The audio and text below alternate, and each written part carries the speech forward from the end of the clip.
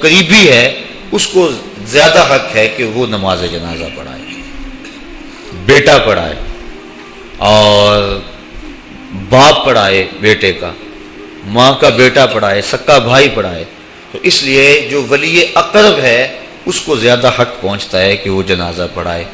لیکن اگر وہ خود ہی اس پوزیشن میں نہ ہو کہ وہ جنازہ پڑھا سکے، یا اس کو نماز جنازہ آتا نہ ہو اور وہ پڑھ بھی نہ سکے، تو یہ کتنی بدبختی ہے۔ تو یہ پہلا حق ہے اولاد کے ذمے ماں باپ کا کہ ان کے لیے وہ جنازے میں شریک ہوں اور جنازے کے حقوق کو پورا کریں۔ اور دوسرا حق جو میں نے بیان کیا، استغفار، ان کے لیے استغفار طلب کریں، کثرت سے اللہ کی بارگاہ سے دعائیں مانگیں۔ اور میرے اور آپ کے آقا و مولا فرماتے ہیں مل میت فی القبر الا کالغریق المتغوث فی البحر ینتظر دعوۃ۔ ہم جب کسی شخص کو بھی قبر میں دفن کر کے آتے ہیں تو اس کی حالت یہ ہوتی ہے جس طرح کوئی بندہ پانی میں غوطے کھا رہا ہو، پھر وہاں وہ اگر کسی چیز کا انتظار کرتا ہے تو وہ صرف دعاؤں کا انتظار کرتا ہے کہ میرے لیے کسی کے ہاتھ اٹھ جائیں، میرے لیے کوئی دعا کرے، وہ میرا بھائی ہو، وہ میرا دوست ہو، وہ میرا رشتہ دار ہو، وہ میری اولاد ہو۔ تو مرنے کے بعد مرنے والے کو سب سے زیادہ ضرورت دعاؤں کی ہوتی ہے۔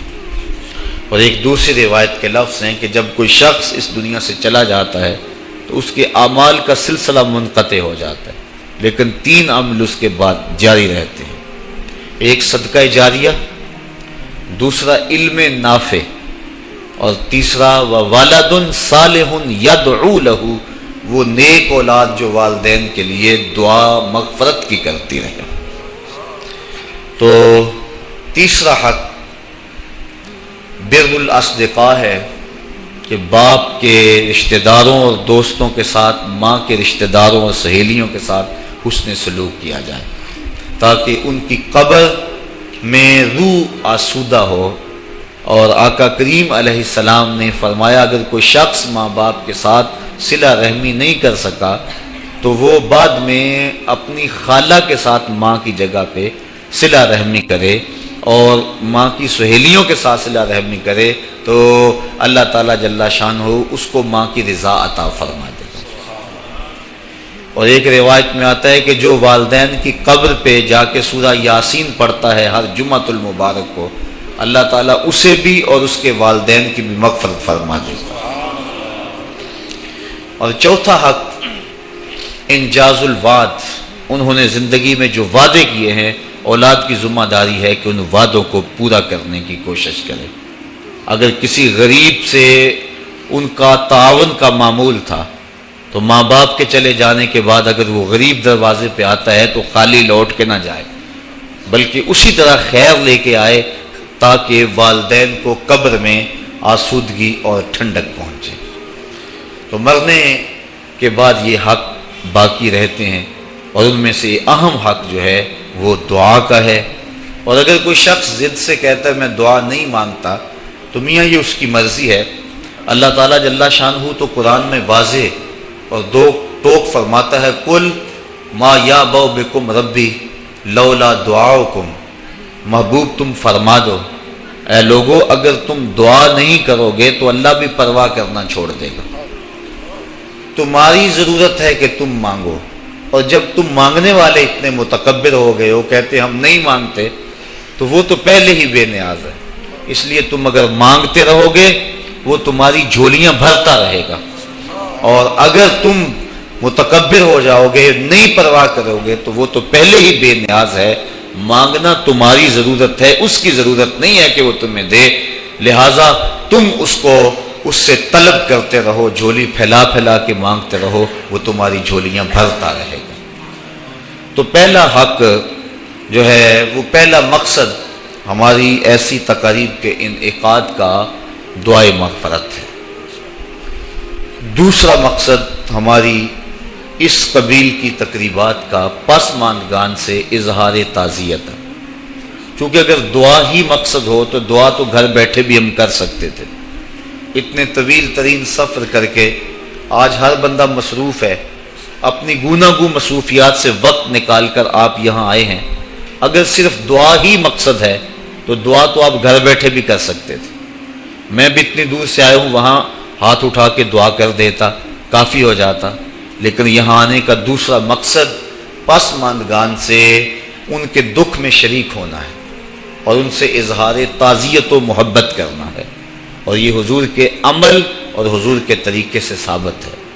حضرت ماعز ابن مالک رضی اللہ تعالی عنہ حضور کی خدمت میں جب حاضر ہوئے اور ایک حد کے لیے اپنے آپ کو خود پیش کیا, عرض کی حضور مجھے پاک کر دیجئے. میرے آقا کریم نے فرمایا جاؤ اللہ سے معافی مانگو, وہ تمہارے گناہ معاف کر دے گا. وہ گئے, معافی مانگی, لیکن بے چینی اور اضطراب ایسا تھا, پھر پلٹ کے آ گئے. پھر عرض کی حضور مجھے پاک کر دیجئے, طہرنی یا رسول اللہ صلی اللہ علیہ وسلم. حضور نے فرمایا جاؤ نا معافی مانگو اللہ سے, اللہ تمہیں معاف کر دے گا. وہ گئے, معافی مانگی, پھر پلٹ آئے اور عرض کی طہرنی, حضور مجھے پاک کر دیجئے. قال فیما اطہرک, کہا کس جرم سے پاک کروں, بار بار آ جاتے ہو, تمہیں کہا ہے کہ جاؤ اللہ سے معافی مانگو تمہیں معاف کر دیا جائے گا, لیکن تم پھر پلٹ آتے ہو. قال من الزنا, عرض کی حضور مجھ سے زنا سرزد ہو گیا ہوں, میں شادی شدہ, اور شادی شدہ زانی کی جو سزا ہے وہ کڑی بھی ہے, میرے علم میں ہے کہ اسے سنسار کر دیا جائے, وہ دھرتی پہ جینے کے قابل نہیں ہے. لیکن اس کے باوجود میں اقرار کرتا ہوں تاکہ جو آخرت کی سزا ہے اس کے مقابلے میں یہ دنیا کی سزا کچھ بھی نہیں ہے. آخرت کی سزا بڑی سخت اور کڑی ہے. آقا کریم نے ایک دن حضرت جبریل امین سے پوچھا مجھے جہنم کے عذابوں کا تذکرہ سناؤ, تو انہوں نے عرض کی حضور اخف العذاب, سب سے خفیف اور ہلکا عذاب یہ ہوگا کہ جہنمی کے پاؤں میں آگ کا جوتا رکھا جائے گا, پورا باقی بدن سلامت ہوگا, صرف پاؤں میں آگ کے جوتے رکھے جائیں گے. یاغلی منہما دماغہ, جوتے پاؤں میں ہوں گے لیکن اس کی حدت, تپش اور گرمی سے دماغ پگھل کے ناک اور کانوں کے راستے سے باہر آ جائے گا. یہ سب سے ہلکے عذاب کی کیفیت ہے, اور جو سخت عذاب ہیں العیاذ باللہ.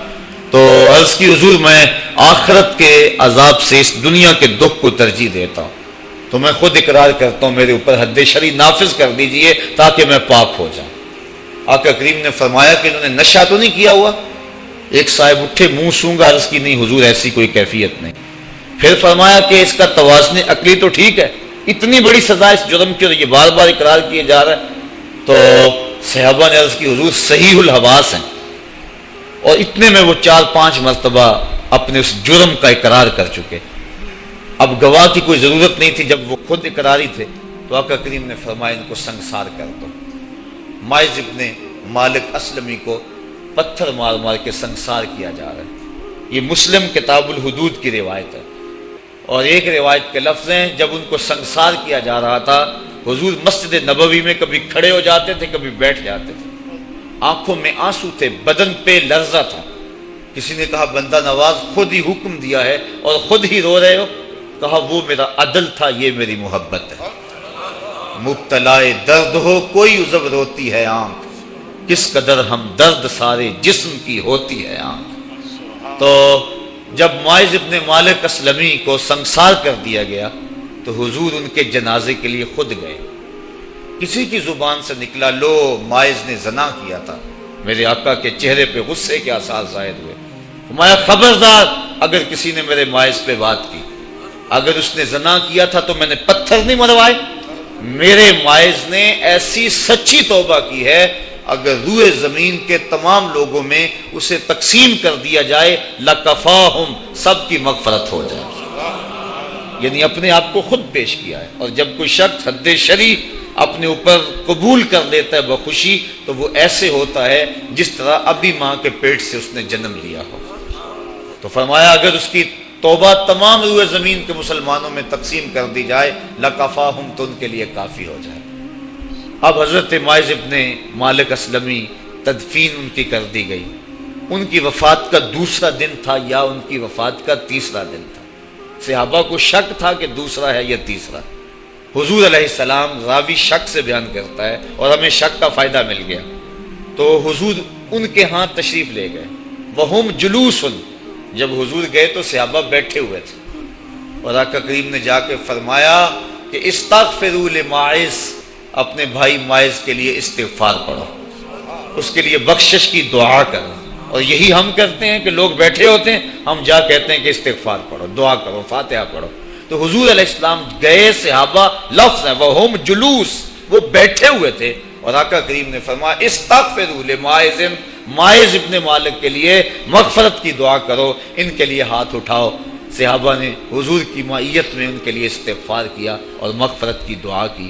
اب سوال یہ ہے کہ اگر دعا ہی مقصود تھا تو دعا تو مسجد نبوی میں بھی ہو سکتی تھی، حجرہ عائشہ میں بھی ہو سکتی تھی، ستون تہجد کے پاس بھی ہو سکتی تھی۔ دعا نماز جنازہ خود دعا ہے، پھر میرے آقا فرما چکے ہیں اس کی توبہ تو اوروں میں بانٹی جائے تو ان کی بھی مغفرت ہو جائے۔ پھر حضور ان کے ہاں کیوں گئے؟ اس لیے کہ ان کے پسماندگان سے تعزیت کرنی تھی، اور جن کے گھر حضور گئے ہوں گے کوئی دکھ رہا ہوگا۔ وہ کیا کسی نے کہا تھا کہ یہ الگ بات ہے کہ تم آئے ہو تو کوئی نہیں، یہ الگ بات ہے کہ تم آئے ہو تو کوئی نہیں، ورنہ درد تو یہاں ہزار رہتے ہیں۔ تو جس گھر میں حضور چلے گئے ہوں گے وہاں کوئی دکھ تو نہیں رہا ہوگا، وہاں تو سکھوں کے سویرے ہو گئے ہوں گے۔ انہیں تو خوشی ہوگی کہ آج آقا کے قدم ہمارے گھر آئے ہیں۔ ایسے دکھاں تو سکھ واری، ایسے دکھ اور جن پر سکھ بھی قربان کر دیں۔ تو حضور ان کے گھر جا کے جو مغفرت کی دعا کی ہے، تو یہ ہمارے لیے ضابطہ اور عمل چھوڑا کہ مرنے والوں کے پسماندگان سے جا کے تعزیت کرنا حضور کی سنت اور حضور کا طریقہ بن جائے۔ جیسے میں اور آپ اپنے ان عزیزوں کے ہاں آئے ہیں، اور ہمارا مقصد ان کی ڈھارس بندھانا ہے، کیونکہ ان کا وہ رشتہ اس دنیا سے چلا گیا جس کا بدل زمانے میں نہیں ہے۔ اللہ تعالیٰ جل شانہ نے ایسا رشتہ ماں کی صورت میں پیدا کیا ہے، جنت کی چھاؤں کا دنیا کے اوپر روپ ہے ماں کی ذات، جنت کی گھنی چھاں ہے ماں کا وجود، اور اللہ نے اپنی رحمتوں کو اگر کوئی صورت دی ہے تو وہ ماں کا روپ ہے، اور ماں کے سینے میں وہ تڑپتی ہوئی ممتا اور محبت کے وہ پگھلتے ہوئے جذبات رکھے گئے ہیں کہ دنیا پر ماں کے پیار کا بدل نہیں ہے۔ میں کہا کرتا ہوں آج کوئی شے بھی خریدنے نکلیں تو آپ وثوق سے نہیں کہہ سکتے یہ خالص ہے، ہر شے 2 نمبر دستیاب ہے، ہر شے میں ملاوٹ ہے، لیکن ایک چیز آج بھی ملاوٹ سے پاک ہے اور وہ ماں کا پیار ہے۔ ماں کی محبت آج بھی کھری ہے اور آج بھی اس میں کوئی ملاوٹ نہیں ہوئی۔ بچہ بوڑھا بھی ہو جائے لیکن ماں کے لیے وہ بچہ ہوتا ہے، ماں کی دعائیں اسی طرح اس کے لیے ہوتی ہیں، اور بچہ آغوش مادر میں آ کر پھر طفل سادہ رہ جاتا ہے۔ یہ ماں کا پیار اور ماں کی محبتیں۔ ایک شاعر نے ماں کی محبت کا نقشہ کھینچتے ہوئے کیا خوبصورت بات کہی۔ وہ کہتا ہے مدت ہوئی میری ماں نہیں سوئی تابش، میں نے ایک بار کہا تھا مجھے رات کو ڈر لگتا ہے۔ کہا سحری کے وقت میں نے ایک بار اٹھ کے رات کو چونک کر کہا تھا مجھے رات کو ڈر لگتا ہے۔ مدت ہوگی اس بات کو، یہ قصہ پرانا ہو گیا ہوا ہے، مجھے بھی بھول گیا ہوا ہے، لیکن میری ماں رات کو نہیں سوتی، میرے بیٹے کو کہیں ڈر نہ لگ رہا۔ یہ ماں کے پیار کا روپ ہے۔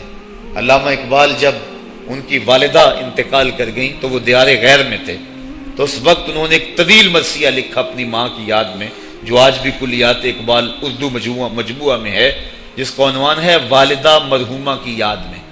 اس کے اندر لکھتے ہیں آہ اب وطن میں ہوگا کس کو میرا انتظار، آہ وطن میں ہوگا اب کس کو میرا انتظار، کون میرا خط نہ آنے سے رہے گا بے قرار، آرزو لے کر تیری خاک مرکت پہ آؤں گا، اب دعائے نیم شب میں کس کو میں یاد آؤں گا۔ کون پچھلے پہر اٹھ کے دعا کرے گا؟ ہر ایک سے کہنا پڑتا نا جناب دعا کرنا، مولوی صاحب سے بھی عرض کرنا پڑتا حضور دعا میں یاد رکھنا، پیر صاحب سے گزارش کرنا پڑتی ہے جناب مجھے دودھ راتوں میں اور چاندنی راتوں میں مجھے یاد رکھنا، حاجی کو معتمر کو کہنا پڑتا جناب دیار حرم میں جا رہے ہو اور دیار حبیب میں جا رہے ہو وہاں مجھے دعاؤں میں یاد رکھنا، سین حرم میں بھی اور جالی کے سامنے بھی، ہر ایک کو کہنا پڑتا ہے کہ مجھے دعاؤں میں یاد رکھنا۔ کبھی ماں کو بھی کہنا پڑا ہے کہ امی دعاؤں میں یاد رکھنا۔ ماں کے ہاتھ ویسے اٹھے رہتے ہیں، اور جب ماں کے ہاتھ اٹھ جائیں اجابت کے سارے دروازے کھل جاتے ہیں۔ میں نے پڑھا کتب حدیث میں جو دعائیں رد نہیں ہوتی ان میں سے ایک ماں کی دعا ہے. جب ماں ہاتھ اٹھا دے تو جنت کے سارے دروازے کھل جاتے ہیں. اور یہ لازمی نہیں ہے کہ ماں رابعہ بصریہ ہو تو پھر ہی اس کی دعا قبول ہوتی ہے. اپلے تھاپتی ہوئی ماں اور لیپا پوتی کرتی ہوئی ماں جو ہے وہ مٹی سے بھرے ہوئے ہاتھ اٹھا دے تو اللہ ان ہاتھوں کو بھی خالی نہیں موڑتا. ماں جب بولتی ہے تو اس کے لہجے میں جبریل بولتا ہے. ماں جب مسکراتی ہے لگتا ہے جنت کی ساری کلیاں کھل اٹھی ہیں. ماں کے چہرے کی رونق اور ماں کے چہرے کی جو ہے وہ خوشی بیٹے کے دل کو حقیقی قرار اور حقیقی تسکین دیتی ہے. جو ٹھنڈ ماں کے ساتھ نصیب ہوتی ہے وہ کائنات میں کسی اور جگہ پہ نہیں ہے. جو گھنا سایہ ماں کے دامن میں ہے وہ کسی اور جگہ میسر نہیں ہو سکتا ہے. وہ کیا کہا تھا کسی نے کہ 5 اسٹار ہوٹلوں میں کھانا کھانے میں وہ لذت کہاں جو چولہے پر بیٹھ کے ماں کے ہاتھوں سے پکی ہوئی چپاتیاں کھانے میں آتا ہے. عالی جناب حضرت صاحب کیا کیا اسٹیٹ سیکرٹری نام لیتے ہیں لیکن وہ لطف کہاں جو ماں اوئے ببلو اوئے پپو اور اوئے مٹھو کہہ کے پکارتی ہے. جو مٹھاس ان لفظوں کے اندر ہے وہ بڑے اور بھاری اور بھرکم الفاظ اور خطابات کے اندر کہاں ہے. اونچی کرسی پہ بیٹھنے کا وہ لطف نہیں ہے جو ماں کے قدموں میں بیٹھنے کا ہے. اللہ نے ماں کے روپ کے اندر ایک محبت اور ایک الفتوں کا ایک ایسا دریا دیا ہے کہ جس کے اندر انسان جب جاتا ہے تو اس کے دکھوں کے سارے میل دھل جاتے ہیں اور وہ بالکل آسودہ ہو جاتا ہے. یہ ماں کا روپ ہے, یہ ماں کا پیار ہے. تو ماں کا بچھڑ جانا, اس دنیا سے چلے جانا, یہ ایسے ہی ہوتا ہے جس طرح کوئی بندہ گھنے سائے میں کھڑا ہو تو اچانک اس کو دھوپ میں کھڑا کر دیا جائے, پھر اسے پتا چلتا ہے کہ کتنا گھنا سایہ تھا. جس طرح درخت ساری دھوپ اپنے اوپر سہتا ہے اور جو اپنے نیچے کھڑا ہو اس کو ٹھنڈک دیتا ہے, اسی طرح ماں باپ سارے دکھ اپنے اوپر سہتے ہیں لیکن اپنی اولاد کو ٹھنڈک پہنچاتے ہیں. ماں باپ کے اس دنیا سے چلے جانے کے بعد پتا چلتا ہے کہ میں کتنی گھنی چھاؤں سے کس کڑاکے دار دھوپ میں آ گیا ہوں اور میری زندگی کے اندر کتنے دکھوں کا زہر گل رہا ہے. جو زہر پہلے ماں ہمارے قریب نہیں آنے دیتی تھی, جو باپ ہمارے قریب نہیں آنے دیتا تھا, وہ اپنی باہوں میں اور اپنے سینے میں ان غموں اور دکھوں کو سمیٹ لیا کرتے تھے. تو ماں باپ کا اس دنیا سے چلے جانا یہ ایک ایسی محرومی ہے. میں اور آپ تو حیثیت ہی بلا کیا رکھتے ہیں, میرے اور آپ کے آقا و مولا نے بھی اس رشتے کی کمی کا احساس فرمایا. الحاویل الفتاوی کے اندر امام سیوطی نے اس واقعہ کو لکھا. ایک دن حضور حجرہ عائشہ سے مسجد نبوی میں آئے. تا حد نظر صحابہ حضور کے انتظار میں بیٹھے ہوئے تھے. جو ہی حضور کو دیکھا ادب سے کھڑے ہو گئے. وہ وقت بیت گئے جب لوگ پتھر مارتے تھے. اب یہ مدنی دور ہے, حکم ہو گیا ہے کہ میرے نبی کی آواز سے آواز بھی اونچی نہیں کرنی. وہ لمحے بیت گئے جب لوگ آوازیں کستے تھے. اب حکم ہو گیا میرے نبی سے مسئلہ بھی پوچھنا ہے, پہلے گھر جاؤ, صدقہ لو, فقیر ڈھونڈو, خیرات کرو, پھر میرے نبی کی چوکھٹ پہ آؤ, تمہیں پتا چلے کتنی اونچی بارگاہ میں جا رہے ہیں. تو یہ ادب کے زاویے اور ادب کے قرینے طے کرنا پڑتے ہیں. حضور آئے, مسجد میں قدم رکھا, تا حد نظر صحابہ سے ادب سے کھڑے ہو گئے. آقا کی آنکھیں چھم چھم برسنے لگیں اور حضور نے روتے روتے فرمایا, لو ادرکت والدیا او احدہما, کاش آج میرے ماں باپ زندہ ہو یا ان میں سے کوئی ایک ہی زندہ ہوتا. وَأَنَا أُصَلِّي صَلَاةَ الْعِشَاءِ, اور میں لوگوں کو نماز عشاء پڑھا رہا ہوتا. انسان نے دکھوں کا دور دیکھا ہو, بعد میں اللہ خوشحالیاں دے دے تو انسان اس بات کی ضرور آرزو کرتا ہے کہ میرے ماں باپ نے میرے دکھوں کا دور دیکھا, کاش آج میرے سر پہ عزتوں کی سجی ہوئی دستار بھی دیکھتے, آج مجھے وقار کی مسند پہ بیٹھا ہوا بھی دیکھتے, آج میرے گھر میں بچوں کا کھیلنا بھی دیکھتے, آج میرے آنگن کی بہار بھی دیکھتے, آج دولت کی ریل پیل بھی دیکھتے, آج عزتوں کا ظرف جو مجھے نصیب ہوا ہے وہ بھی ماں باپ ملاحظہ کرتے, آج میرے وقار اور میرے عہدہ و منصب کو بھی دیکھتے, معاشرے میں میرے مرتبہ و مقام کو بھی دیکھتے, تو کتنے خوش ہوتے. جب اللہ کسی کو دولت دیتا ہے, عزت دیتا ہے, شہرت دیتا ہے, تو جلنے والوں کی ایک طویل فہرست ہوتی ہے اور پیار کرنے والے بڑے تھوڑے ہوتے ہیں, لیکن ماں باپ بے لوث محبت کرنے والے ہوتے ہیں. تو انسان جب کسی ایسے مرحلے پہ پہنچتا ہے تو وہ ضرور یہ آرزو کرتا ہے, کاش آج میرے ماں باپ ہوتے تو وہ دیکھتے تو کتنا خوش ہوتے, ان کی آنکھیں کتنی ٹھنڈی ہوتی, ان کے دل کو کتنی تسکین پہنچتی مجھے اس مرتبے پہ پہنچا ہوا دیکھ کر۔ ظاہر ہے جب حضور پیدا ہوئے تو باپ کا سایہ سر پہ نہیں تھا، 6 سال کی عمر تھی، حضور اپنی ماں کے ساتھ مدینہ شریف گئے ہوئے تھے، واپسی پر ابوا کی ریت کے ٹیلے ہیں، سیدہ آمنہ کو سخت بخار ہو گیا اور انہیں سمجھا کہ یہ میرا بخار اب جان لیوا ثابت ہوگا۔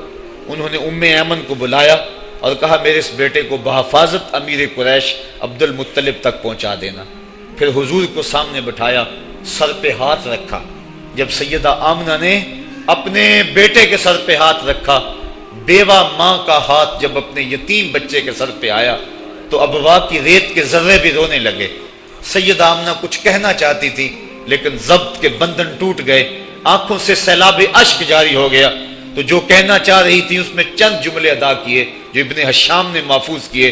سیدہ آمنہ نے کہا بیٹا ہر نئی چیز نے پرانی ہو جانا ہے، ہر باقی نے فنا ہو جانا ہے، میں بھی جا رہی ہوں، وَذِكْرَ بَاقٍ وَوَلَدْتُ طُهْرًا، لیکن میرا ذکر نہیں مٹے گا، میں تیرے جیسا ستھرا بیٹا چھوڑ کے جا رہی ہوں۔ جن ماؤں کے بیٹے اتنے اچھے ہوں ان ماؤں کا ذکر نہیں مٹا کرتا۔ یہ آخری لفظ تھے سیدہ آمنہ کے، اس کے بعد ان کا انتقال ہو گیا۔ حضور اپنی ماں کے جسد سے لپٹ کر روتے تھے اور کہتے امی آپ آگے بولتی کیوں نہیں ہیں؟ 6 سال کی معصوم عمر، ابوا کی ریت کے ٹیلے، کونین کے سردار کے لیے یہ دکھوں کی کہانیاں۔ اللہ کے محبوب علیہ السلام نے وہیں اپنی ماں کی تدفین کی اور اپنی ماں کی قبر کے اوپر پتھروں کے ٹکڑے رکھے، اور یہاں آج ہو بھی کیا سکتا تھا۔ مدینے میں حضور کی ماں کا انتقال ہوتا، کتنے صحابہ جنازے میں ہوتے، فرشتے جنت سے پھول لے کر آتے حضور کی ماں کی قبر پہ چڑھانے کے لیے۔ یہ ابوا کی ریت ہے، مسافرت، غربت۔ حضور نے مٹی کے اس تودے کے اوپر اپنی ماں کی قبر کے اوپر پتھر کے ٹکڑے رکھے، اور وہ کیا کسی شاعر نے کہا تھا تجھے کن پھولوں سے ہم کفن دیں، تو جدا ہی ایسے موسموں میں ہوا جب درختوں کے ہاتھ پھولوں سے خالی تھے۔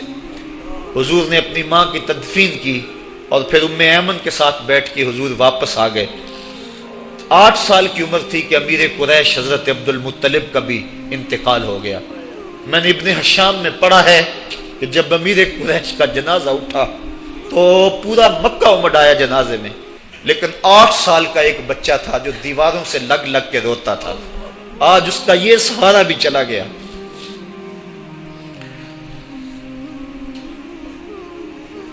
8 سال کی عمر میں حضرت عبد المطلب کا بھی انتقال ہوا۔ پھر حضور اپنے چچا کی کفالت میں آئے، وہ دن بھی بیتے، طائف کے بازار بھی آئے، مکے کی گلیاں بھی آئیں، بچھتے ہوئے کانٹے، کھدتے ہوئے گڑے، کبھی عقبہ بن ابی معیط جسم پہ اوجریاں ڈال رہا ہے، کبھی کوئی بدن نازک پہ کوڑا ڈال رہا ہے، کبھی حضور علیہ السلام کی راستوں میں ام جمیل کانٹے بچھا رہی ہے، کبھی بدر سجتا ہے، کبھی احد کی لڑائی ہوتی ہے، حضور کے چچا کے کلیجے کو چبایا جاتا ہے۔ یہ دن سخت ترین دن تھا، حضور کے سر پہ پٹی بندھی ہوئی تھی، آنکھوں میں آنسو جاری تھے، اور بار بار کہتے تھے ما فعل امی، میرے چچا کی کہانی سناؤ۔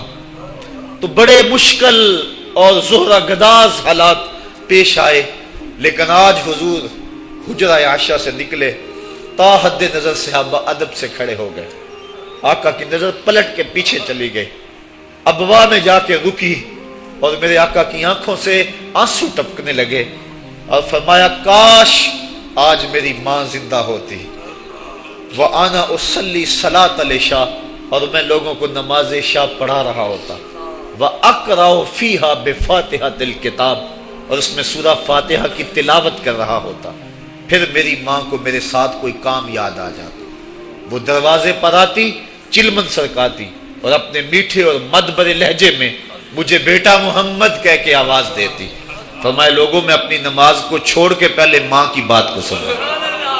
یہ دنیا کے سامنے اپنی ماں کی ضرورت اور اہمیت کو حضور نے رکھا، تو ماں کا بچھڑ جانا، ماں کا اس دنیا سے چلے جانا یہ بہت بڑا سانحہ ہوتا ہے۔ تو اس موقع کے اوپر پسماندگان کی ڈھارس بنانے کے لیے، ان سے تعزیت کرنے کے لیے، اظہار محبت کرنے کے لیے ہمارا یہاں آنا یہ دوسرا مقصد ہے اس تقریب کے منعقد کرنے کا۔ تیسرا مقصد ایسی محافل کے منعقد کرنے کا کیا ہے؟ پہلا مقصد تو دعائے مغفرت ہے مرنے والوں کے لیے، دوسرا مقصد پسماندگان سے تعزیت کرنا ہے، اور تیسرا مقصد ہم کبھی نہ بھول پائیں وہ یہ ہے کہ ہم اپنے لیے عبرت کا سامان لینا۔ آج کوئی قبر میں ہے اور ہم جمع ہو رہے ہیں، کل ہم قبر میں ہوں گے اور ہمارے لیے کوئی اور جمع ہو رہا ہو۔ خیر کن اے فلاں و غنیمت شمار عمر، زاں بیشتر کے بانگ برائت کے فلاں نہ مان۔ شیخ سعدی فرماتے ہیں اے فلاں بلائی کر لے، اچھائیاں کر لے، اس عمر کے ایک ایک لمحے کو غنیمت سمجھ لے، اس سے قبل کہ آواز آئے کہ فلاں نہیں رہا، تو اپنی زندگی کو پہلے ہی اعمال کا حسن دے لے۔ تو یہ وقت میرے اور آپ کے اوپر آنے والا ہے کہ ہمارے لیے بھی لوگ جمع ہو رہیں گے۔ ہم قبر میں اب تنہائیوں اور قبر کی پہنائیوں میں موجود ہوں گے اور لوگ ہمارے لیے جمع ہو رہے ہوں گے، قبل اس سے کہ وہ وقت آئے کوئی حجت باقی نہ رہے۔ مجھے اور آپ کو اپنے اعمال کی اصلاح کر لینی چاہیے۔ امام غزالی نے ایک بڑی خوبصورت بات لکھی، آپ فرماتے ہیں اللہ نے مرنے والوں کے ذریعے سے جو باقی زندہ بچ گئے ہیں ان پر احسان کیا۔ عرض کی گئی احسان کیسے؟ وہ تو دکھوں میں مبتلا ہیں، جن کا بھائی چلا گیا ان کا کلیجہ پھٹ رہا ہے، جن کا باپ چلا گیا ان کی دنیا اندھیر ہو گئی ہے، جن کی ماں چلی گئی ان کے سامنے روشنی کا کوئی حوالہ نہیں رہا ہے، جس کا بیٹا چلا گیا اس کی کمر ٹوٹ گئی، جس کا بھائی چلا گیا اس کے بازو ٹوٹ گئے، اور تم کہتے ہو اللہ نے مرنے والوں کے ذریعے سے جو باقی پسماندگان ہیں ان پر احسان کیا۔ یہ احسان کیسے ہے؟ امام غزالی فرماتے ہیں احسان اس معنی میں ہے کہ اللہ نے مرنے والے کی موت کو ان باقیوں کے لیے عبرت کا نشان بنایا ہے۔ اگر اس کی موت ان کے لیے عبرت بنا دی جاتی تو یہ کیا کرتا؟ تو اللہ تعالیٰ نے گویا ان کی موت سے اس کو ایک اور موقع سنبھلنے کا دیا ہے کہ وہ لوگوں کی، عزیزوں کی، رشتہ داروں کی موت کو دیکھ کر اپنی زندگی کی راہوں کو ٹھیک کر لیں۔ یہ جو مرنے والے ہیں یہ ہمارے لیے پیغام ہے موت کا، اور ہم ان سے دیکھ کر اپنی زندگی ٹھیک کر سکتے ہیں۔ حضرت یعقوب علیہ السلام جلیل القدر نبی گزرے ہیں، بنی اسرائیل کے مقتدا اور امام نبی۔ آپ نے حضرت اسرائیل سے وعدہ لیا ہوا تھا کہ میری روح قبض کرنے کے لیے اچانک نہیں آنا، بلکہ پہلے کو قصد یا پیغام بھیج دینا تاکہ میں موت کی تیاری کر لوں۔ جو کہ اچانک موت سے حضور نے بھی پناہ مانگی، اللہم انی اعوذ بک من الموت الفجات، اے اللہ اچانک موت سے تیری پناہ چاہتا ہوں۔ تو حضرت اسرائیل علیہ السلام سے وعدہ لیا تھا حضرت یعقوب علیہ السلام نے کہ قبض روح کے لیے اچانک نہیں آنا، پہلے کو قاصد یا پیغام بھیج دینا۔ انہوں نے وعدہ کیا تھا، نبی تھے، ان سے وعدہ انہوں نے کر لیا۔ کافی مدت گزری تو حضرت اسرائیل آ گئے، پوچھا کدھر آئے ہو؟ کہا قبض روح کے لیے آیا ہوں۔ کہا تم نے تو وعدہ کیا تھا پہلے کو قاصد یا پیغام بھیجوں گا، تم نے نہ کوئی قاصد بھیجا اور پیغام بھیجا اور قبض روح کے لیے آ گئے۔ حضرت اسرائیل نے عرض کی حضور میں نے تو کئی قاصد بھیجے تھے۔ فرمایا میرے پاس تو ایک بھی نہیں آیا۔ کہا حضرت آپ کے سامنے کتنے لوگوں کی موت واقع ہوئی، یہ میرا قاصد نہیں تھا تو اور کیا تھا۔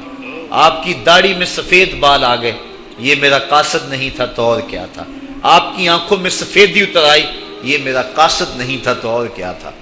آنکھوں میں سفیدی کا آ جانا، بالوں میں سفیدی کا آ جانا، کمر میں خم آ جانا، اٹھتے ہوئے جنازے، پھیلی ہوئی قبریں، یہ پیغام ہے، قاصد ہے موت کا۔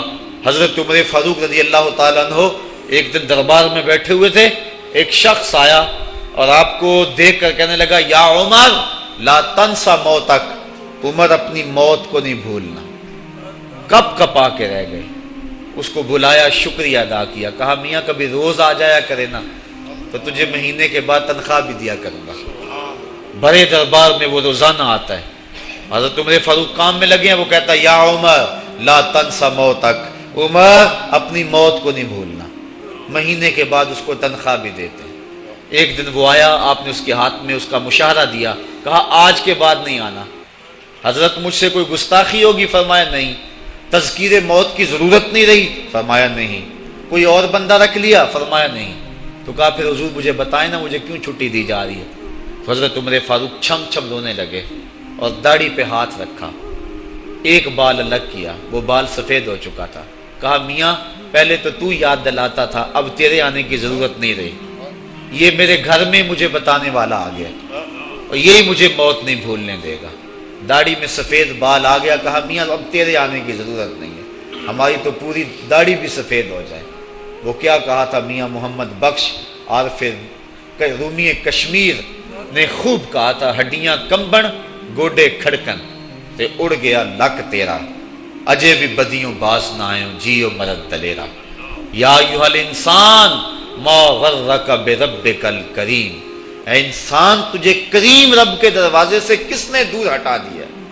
الذی خلقک فسواک فعدلک فی ای صورت ما شاء رکبک، جس نے تجھے پیدا کیا، تیرے اعضاء کو توازن دیا، تجھے حسن اور جوانی بخشی، تجھے چلنے کا سلیقہ دیا، تجھے بولنے کا طریقہ دیا، تجھے سوچنے کے لیے دماغ دیا، تجھے سماعتوں کے پردے دیے، آج شیروں کو تو نچا لیتا ہے، ہاتھیوں کو تو بٹھا لیتا ہے۔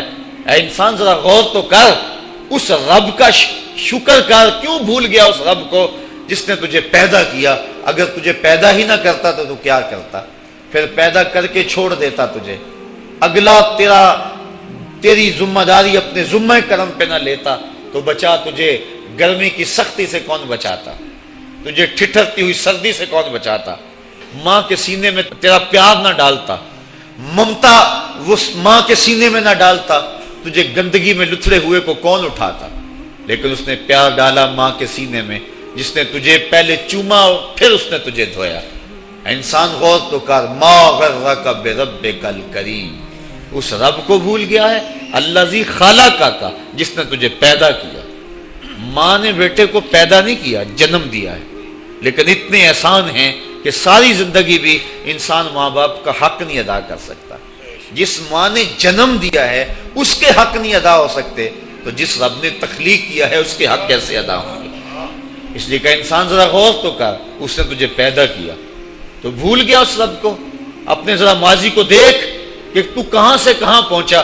تیری زبان میں، تیرے منہ میں زبان کا لوتھڑا تھا، بولنے کا سلیقہ نہیں تھا، کس نے اس کو لفظوں کی حرمت سے آشنا کیا؟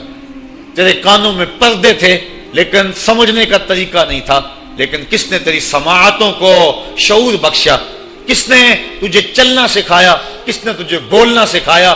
کس نے تیری چھاتی میں زور رکھا؟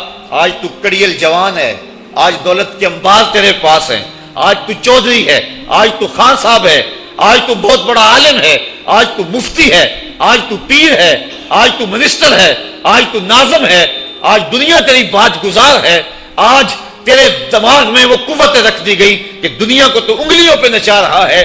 ذرا پلٹ کے دیکھنا پیچھے، ذرا پیچھے لوٹ کے تو دیکھ، تو چار پائی کے سہارے بھی چلنا نہیں جانتا تھا، پھر تجھے چار پائی سے چلنا سکھایا، پھر تو نے چلنا، اور چلتا تھا 2 قدم تو گر پڑتا تھا۔ ذرا ماضی کی طرف پلٹ کے دیکھ، اور تو بھول گیا رب کو جس نے تجھے اتنا کچھ دیا۔ چل ماضی کی طرف پلٹ کے نہیں دیکھنا، مستقبل کی طرف ہی جھانک کے دیکھ لے۔ ایک وقت پھر دوبارہ تیرے اوپر ایسا آئے گا، پھر تیری بولتی بند ہو جائے گی، پھر تیرا چلنا بند ہو جائے گا، چار پائی سے لگ گیا، مورے میں تکلیف ہو گئی، تو فالج زدہ ہو گیا۔ سارے گھر والے 4 دن تو بڑی خدمت میں لگے رہے، لیکن انہیں اپنے کام بھی تو کرنے تھے، پھر آہستہ آہستہ تجھے اگنور کرنا شروع کر دیا، تو بھی اس بات کو سمجھنے لگا۔ پھر وہ وقت بھی آیا کہ تیری چار پائی کو اندر سے اٹھا کے برآمدے میں رکھ دیا کہ بابا کھانستا ہے، بچے ڈسٹرب ہوتے ہیں، جراثیم پھیلتے ہیں، اب نوکر تجھے روٹی دینے لگا۔ شام کو بیٹا آتا ہے، 2 لمحے کھڑا ہوتا ہے، پھر اپنے بیڈ روم میں چلا جاتا ہے، تو اس کی صورت کو ترستا رہتا ہے۔ آج تیری زندگی اجیرن بن گئی، پھر تیرے اوپر ایسے حملے بیماریوں کے ہوئے، ایسی تکلیفیں ہوئیں، بول و براز بھی اوپر، لوگ ناک پہ کپڑا رکھ کے تجھے اٹھاتے ہیں۔ اس وقت تو اپنی زندگی سے تنگ آ گیا، تو کہتا ہے ڈاکٹر کو لگا زہر کا ٹیکہ، مجھے موت آ جائے۔ بتا ہم تجھے موت بھی نہ دیتے تو کیا کرتا؟ ہم نے تجھے زندگی دی تھی، یہ ہمارا احسان، اور اب تمہیں موت اگر دیں گے تو یہ بھی ہمارا احسان ہے۔ اگر تو تڑپتا تھا، تیری زندگی جو ہے وہ اجیرن بن چکی تھی، سارے تجھ سے تنگ آ گئے تھے، تیرے بیٹے بھی کہتے دعا کرو اللہ بابے کو پردہ دے دے، سارے تیرے پردہ مانگ رہے تھے، اب بتا کہ ہم تجھے پردہ بھی نہ دیتے تو کیا کرتا؟ ثم اماتہ فاقبرہ، شکر کر ہم نے تجھے موت عطا کر دی۔ فَأَقْبَرَ، اور پھر اس کے بعد تجھے قبر دی. کتا بھی تو مرا تھا، گھسیٹ کے روڑی پہ ڈال دیا. بکری بھی تو مری تھی، گھسیٹ کے روڑی پہ ڈال دیا.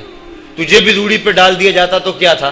لیکن کہا نا یہ میرا شاہکار ہے، پہلے سے غسل دو، بیری کے پتے بھی ڈال لینا، صفائی خوب ہو جائے. اس کو چٹے لباس کا کفن دو، اس کے سند سند پہ خوشبو ملو، اس کو سلگھاؤ، خوشبوئیں سلگھاؤ، اس کو خوبصورت چارپائی پہ ڈالو، اس کے اعضائے سجدہ پہ مشک ملو، اور اس کی جو ہے وہ چارپائی کے دائیں بائیں پھول رکھو. اور اب سارا زمانہ تیرا منہ دیکھنے آ رہا ہے، ذرا سوچ، تیرا منہ دکھانے کے قابل ہے. اور پھر کہا اب اس کو اٹھاؤ، قبرستان میں لے چلو. زمانہ آ گیا، تو آج دولہا بنا ہوا ہے اور زمانہ تیری برات بنی ہوئی ہے. اور کہا کہ ایک آدمی نہ اٹھائیں، اس کا پروٹوکول ہے، اس کو 4 آدمی اٹھائیں، کندھا بھی بدلتے رہیں. کہا زیادہ تیز بھی نہ چلنا، میرے شاہکار کو کہیں جھٹکا نہ لگے. اور پھر تیرا پروٹوکول، امام کعبہ بھی ہو تو وہ پیچھے ہے، تیری لاش آگے. تو نے ہمارے ساتھ کیا کیا، ہم نے تیرے ساتھ کیا سلوک کیا. یا ایھا الانسان ما غرک بربک الکریم. ہم نے کہا اس کے لیے چھوٹا سا گھر بنا دو اور اس کے اندر پردے میں اس کو رکھ کے اوپر سے مٹی ڈال دو، اوپر پھول ڈال لو، اور پھر اتنی دیر تک کھڑے رہو جتنی دیر تک اونٹ کو ذبح کرتے ہیں، اس کی کھال ادھیڑتے ہیں، اس کا گوشت بناتے ہیں، پھر اس کو تقسیم کرتے ہیں. اور پھر آؤ تو دعائیں شروع کر دو. کبھی کل کی محفل سجا دو، کبھی 10ویں کی، کبھی چہلم کی. اے انسان، تیرے ساتھ جو کچھ ہوا لوگوں کی نظروں کے سامنے تجھے رسوا تو نہیں کیا میں نے. یا ایھا الانسان ما غرک بربک الکریم. ذرا پیچھے پلٹ کے دیکھ لے، نہیں تو آگے جھانک کے دیکھ دے، تجھے کبھی تو شرم آئے گی. تو کہاں بھٹک گیا، کہاں بہہ گیا. آ جا اس کریم رب کی طرف جو 70 ماؤں سے زیادہ پیار کرتا ہے. آنا تو نے ہے ہی، آج نہیں تو کل آئے گا. تو کل جو پھر کفن میں منہ چھپا چھپا کے آتا پھرے گا، آج کھلے منہ ہی آ جا. آج میری رحمتیں تیرا بڑھ بڑھ کے استقبال کر رہی ہیں. روبی بن حراش ایک بزرگ ہوئے اور تابعی ہیں. تابعی وہ تھا جس نے صحابی کو دیکھا، ساری زندگی ان کے چہرے پہ مسکراہٹ نہیں آئی. وہ کہتے تھے کیا خبر میرا انجام کیا ہوگا. شیخ سعدی فرماتے ہیں جب تو دنیا پہ آیا تھا نا تو روتا تھا، یہ سارے ہنستے تھے. بچہ جب پیدا ہوتا ہے تو اور اس کا رونا اس کی زندگی کی دلیل ہے. جب تک بچہ چیختا نہیں سارے پریشان ہوتے ہیں، آواز نہیں آ رہی، پتہ نہیں زندہ ہے کہ جو ہے وہ گوشت کا لوتھڑا ہے. جب بچہ چیختا سارے خوش ہو جاتے ہیں، مبارکیں دیتے ہیں، مٹھائیاں بانٹتے ہیں. تو اس کا رونا اس کی زندگی پہ دلیل. شیخ سعدی فرماتے ہیں جب تو آیا تھا تو روتا تھا، یہ ہنستے تھے. ایسے زندگی گزار تو ہنستا ہوا جائے، یہ روتے رہ جائے. یہ نہ ہو کہ روتا آیا تھا روتا ہی جانا پڑے تجھے. روبی بن حراش ساری زندگی نہیں مسکرائے. فرماتے تھے کیا خبر میرا انجام کیا ہوگا. وقت بیتتا گیا، آخر میں فوت ہو گئے. ان کا بھائی ربیع بن حراش غسال کو بلا لایا کہ میرے بھائی کو غسل دو. غسال جب غسل دینے کے لیے داخل ہوا تو فوراً باہر پلٹ آیا. ربیع پوچھنے لگا کیا ہوا ہے. کہا یار تیرا بھائی بڑا عجیب ہے. کہا ہوا کیا ہے. کہا نحنو نغتسلہ وہو یتبسم. ہم اسے غسل دیتے ہیں، وہ آگے سے مسکراتا ہے. کہا اس نے قسم کھائی تھی جب تک اپنا اچھا انجام نہیں دیکھوں گا نہیں مسکراؤں گا. اس کو امام ابو نعیم نے حلیہ میں لکھا، روز الانف کے اندر امام سہیلی نے لکھا، قاضی ایاز مالک اندلسی نے شفا میں لکھا، اور اسی کو امام جلال الدین سیوطی علیہ رحمہ نے جو ہے وہ الخصائص الکبریٰ میں لکھا. کہا یا تیرا بھائی بڑا عجیب ہے، ہم اسے غسل دیتے ہیں وہ آگے سے مسکراتا ہے. تو اس نے قسم کھائی تھی جب تک اچھا انجام نہیں دیکھوں گا نہیں مسکراؤں گا. آج اس نے اپنا اچھا انجام دیکھ لیا تبھی تو مسکرا رہا ہے. 12 لوگوں کے 2 گروہ بن گئے. ایک کہنے لگے کہ یار یہ ویسے گڑی ہوئی بات ہے، بھلا کوئی بندہ مرنے کے بعد بھی مسکرا سکتا ہے. ایک گروہ کہتا ہے یار بندہ بڑا اچھا تھا، ہو سکتا ہے کہ مرنے کے بعد مسکرایا ہو. زندگی تو اس نے دکھ سے گزاری لیکن بعد میں تو سکھ ملا ہوگا. اتنے میں انہیں غسل دے دیا گیا اور لوگ اکٹھے ہو کے ان کے گھر آ گئے. انہیں کفن دے کے پٹڑے پہ ڈال دیا گیا. ربیع بن حراش نے جب لوگ باتیں کر رہے تھے، کوئی کہہ رہا تھا صحیح ہے، کوئی کہتا ہے غلط تھا، تو اس نے کفن سے ہاتھ باہر نکالا اور لوگوں کو کہا السلام علیکم. لوگوں نے کہا وعلیکم السلام اتتکلم بعد الموت. عجیب بات ہے، مرنے کے بعد باتیں کر رہے ہو. قال نعم اتکلم بعد الموت، کہا ہاں ہاں میں مرنے کے بعد ہی باتیں کر رہا۔ عرش فرش تے بانگ تے مکے پہ گیا شور، بلے شاہ سا مرنا نہیں تے گور پہ آ کوئی ہور، فَلَنُحْيِيَنَّهُ حَيَاتًا طَيِّبَةً، ان کو حیات طیبہ بخش دی جاتی ہے جو اللہ کے نام پہ اپنی زندگی گزار دیتے ہیں۔ میرا رب کہتا ہے کہ میں ان کو مرنے نہیں دیتا، ان کو ستھری اور پاکیزہ زندگی دیتا ہوں۔ اور اقبال کہتا ہے فطرت ہستی شہید آرزو رہتی نہ ہو، خوب تر پیکر کی اس کو جستجو رہتی نہ ہو، موت کو سمجھا ہے غافل اختتام زندگی، یہ ہے شام زندگی صبح دوام زندگی۔ تو کہا ہاں ہاں مرنے کے بعد باتیں کر رہا ہوں۔ لوگوں نے کہا بتا پھر تیرے رب نے تیرے ساتھ سلوک کیا کیا؟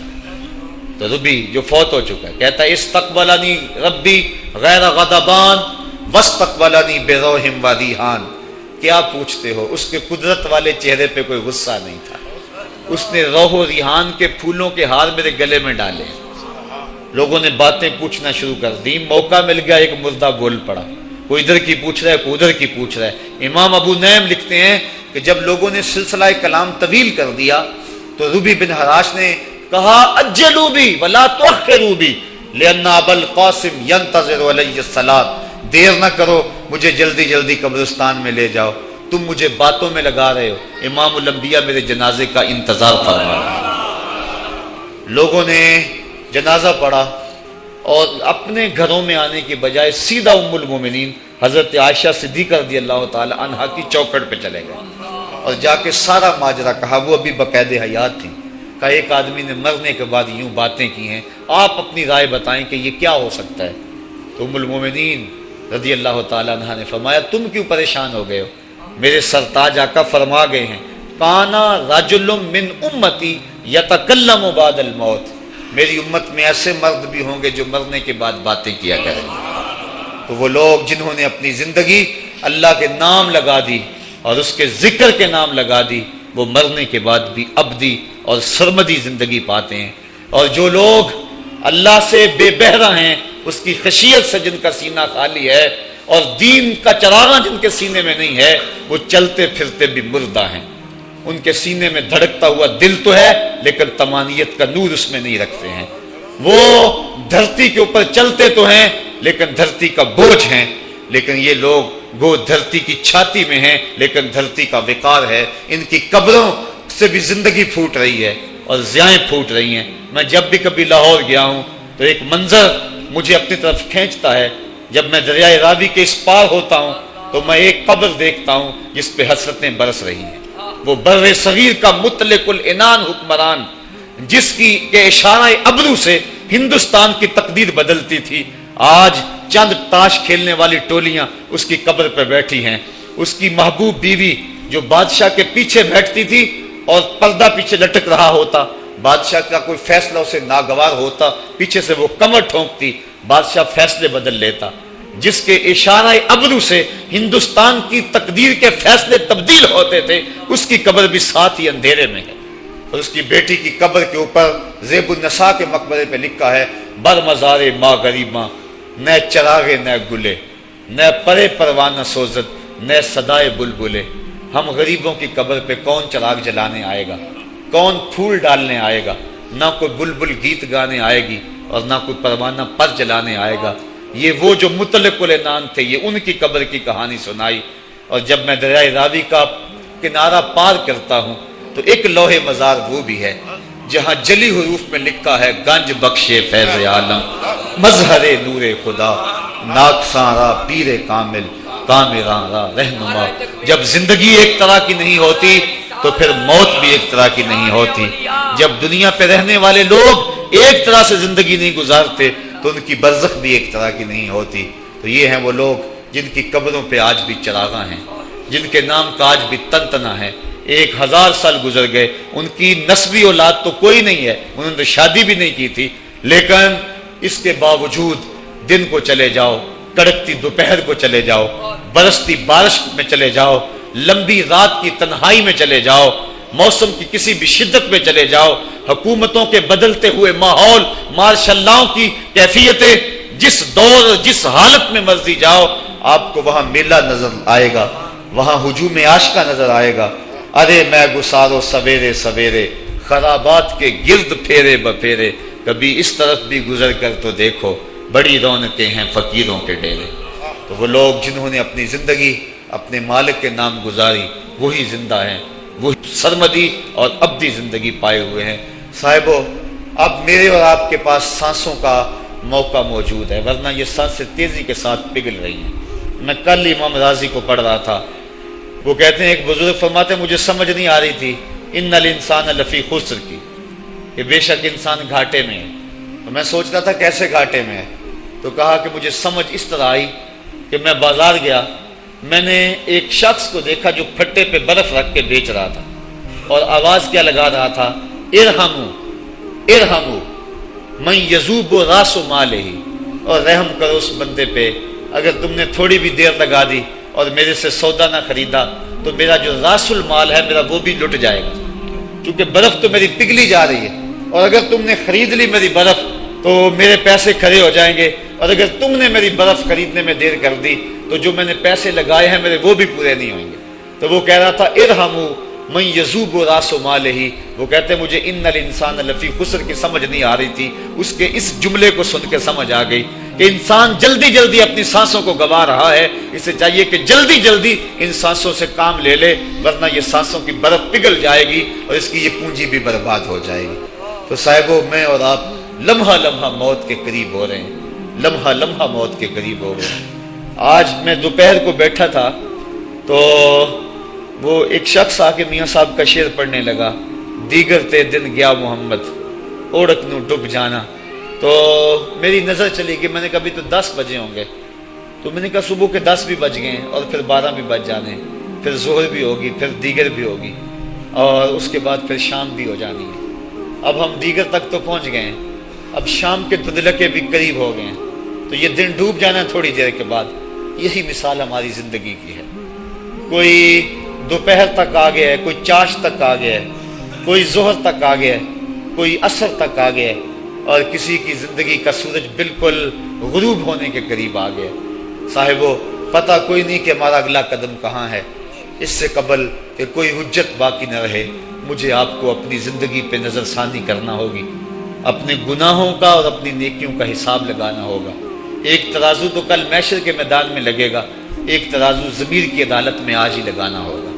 ہمیں دیکھنا ہوگا ہمارے پلے کتنے عمل ہیں اچھے، اور جو اچھے عمل ہیں ان میں خلوص والے کتنے ہیں، لوگوں کے دکھاوے والے کتنے تھے، رب کے لیے کتنے عمل کیے اور لوگوں کے لیے کتنے کیے۔ تو پھر ترازو لگا کے ہم نے اپنے اعمال نامے کو آج ہی تولنا ہے اور وزن کرنا ہے، اور اپنی زندگی کو نیکی کا حسن دینا ہے۔ وقت کٹ رہا ہے، زندگی لمحہ لمحہ موت کے قریب ہو رہی ہے، قبل اس سے کہ کوئی حجت باقی نہ رہے ہم ہاتھ ملتے رہ جائیں، پچھتاتے رہ جائیں تو کیا فائدہ ہوگا۔ بلکہ میں نے تو پڑھا کتابوں میں، علماء لکھتے ہیں قیامت کے دن تو نیکوکار بھی پچھتائیں گے، بدکاروں نے تو پچھتانا ہی پچھتانا ہے، نیکوکار بھی پچھتائیں گے۔ بدکار تو اس لیے پچھتائیں گے انہوں نے اتنے گناہ کیوں کیے، تو نیکوکار کیوں پچھتائیں گے؟ جب وہ اپنے اچھے اعمال کی جزا دیکھیں گے تو وہ پچھتائیں گے، ہائے جو چند لمحے ضائع ہو گئے وہ بھی کیوں ضائع ہو گئے، وہ بھی میں نے کیوں برباد کر دی، وہ بھی اس راستے پہ ڈالے ہوئے ہوتے۔ تو آج مجھے آپ کو موقع ہے، دیکھیں قبریں، کتنی قبریں جو ہیں وہ ہمارے کتنے ملنے والے، ذرا نظر دوڑائیں نا، آج ہم کتنوں کو کندھوں پہ اٹھا کے قبرستان چھوڑ آئے ہیں۔ حضرت غوث اعظم رضی اللہ تعالیٰ عنہ فرماتے ہیں، جا کے قبرستانوں میں دیکھو کتنے کتنے حسینوں کی مٹی خراب ہو رہی ہے، جو اپنے بدن پہ ایک چٹکی مٹی نہیں پڑنے دیتے تھے، آج ان کا کفن بھی تار تار ہو گیا، جو اپنے کلف لگے کاٹن کو سلوٹ نہیں آنے دیتے تھے، آج ان کے کفن بھی ٹوٹ گئے ہیں اور ہڈیوں کے جوڑ جوڑ الگ ہو گئے۔ تو وقت ہمارے اوپر وہ آنے والا ہے، کسی نے آج تک موت کا انکار نہیں کیا۔ میں نے لوگوں کو خدا کا انکار کرتے دیکھا، آپ نے بھی دیکھا، لیکن کوئی موت کا آج تک انکار کرتا نہیں دیکھا گیا۔ موت اپنا آپ منوا لیتی ہے، میں اور آپ موت کے بتدریج قریب ہو رہے ہیں، ہمارا اٹھنے والا ہر قدم ہمیں موت کے قریب کر رہا ہے۔ تو قبل اس سے کہ وہ وقت آ جائے اور کوئی حجت باقی نہ رہے اور ہم ہاتھ ملتے رہ جائیں، وقت پر کافی ہے ایک قطرہ بھی آب خوش ہنگام کا، جل گیا جب کھیت برسا می تو پھر کس کام کا، پھر تو پچھتاوا ہی ہوگا۔ آج ہم پچھتا لیں تاکہ زندگی میں حسن نیکی کا آ جائے۔ یہ میری آپ سے درد مندانہ اپیل ہے، گزارش ہے، اور میری آپ سے التماس ہے کہ یہ تھوڑی سی زندگی اللہ نے جو مجھے اور آپ کو ودیت کی ہے، یہ بڑا تھوڑا سا عرصہ ہے، تھوڑا سا موقع ہے۔ یہ دنیا بوائی کا موسم ہے، آخرت کٹائی کا موسم ہے۔ جو بوائی کے موسم کو برباد کر بیٹھا ہے، کٹائی کے موسم میں اس کے ہاتھ کچھ نہیں لگتا۔ تو آج تخم میں عمل ڈال لیں، آج ایک بیج ڈالیں گے، کل 70 کاٹ لیں گے۔ لیکن اگر آج کچھ نہ کیا، اپنی سانسیں برف کی طرح پگھلا دیں، تو یہ اس شخص کی طرح ہے جو پھٹے پہ رکھ کے برف کہہ رہا ہے کہ میرے اوپر رحم کرو، اگر تم نے میرے سے برف نہ خریدی تو میرا راس المال بھی لٹ جائے گا۔ ہمارا راس المال سانسوں کی صورت میں لٹ رہا ہے۔ اللہ مجھے آپ کو اپنی رحمتوں کا حصار عطا فرمائے۔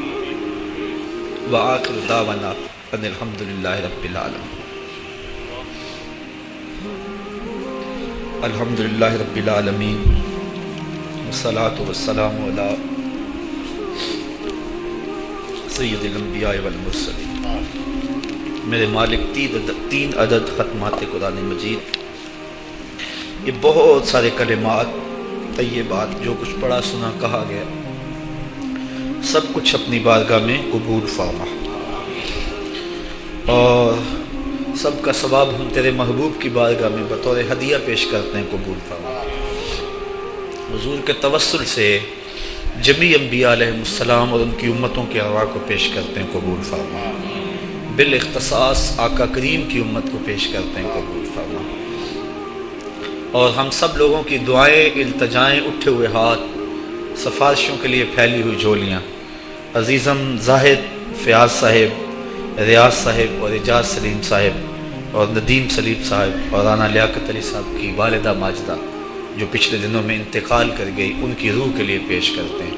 اے اللہ ان کی قبر کو وسیع، کشادہ، منور اور خوشبودار کر دے، ان کو اپنی رحمتوں کا حصار دے دے، ان کی قبر کو نور نور کر دے۔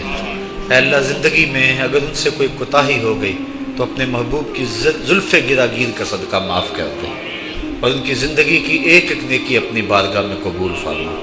اے اللہ ان کی اولاد کو صبر عطا فرما، اور ہم سب کو مرنے والوں سے عبرت حاصل کر کے اچھی زندگی گزارنے کی توفیق عطا فرما۔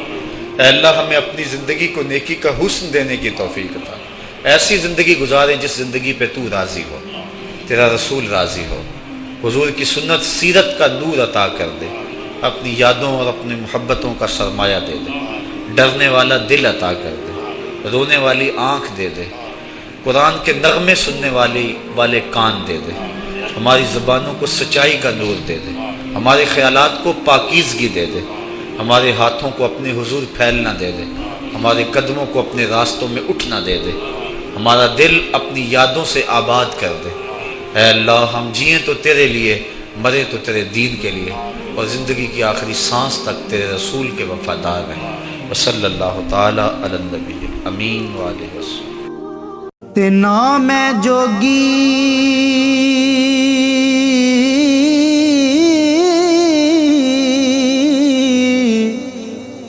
نام ہے جنگم،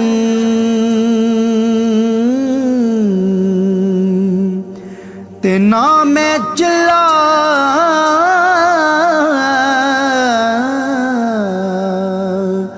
کمایا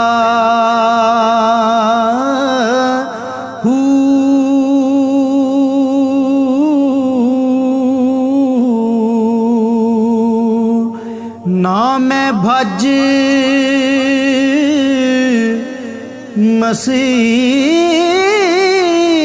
مسیتی وڑیا، نا تسبا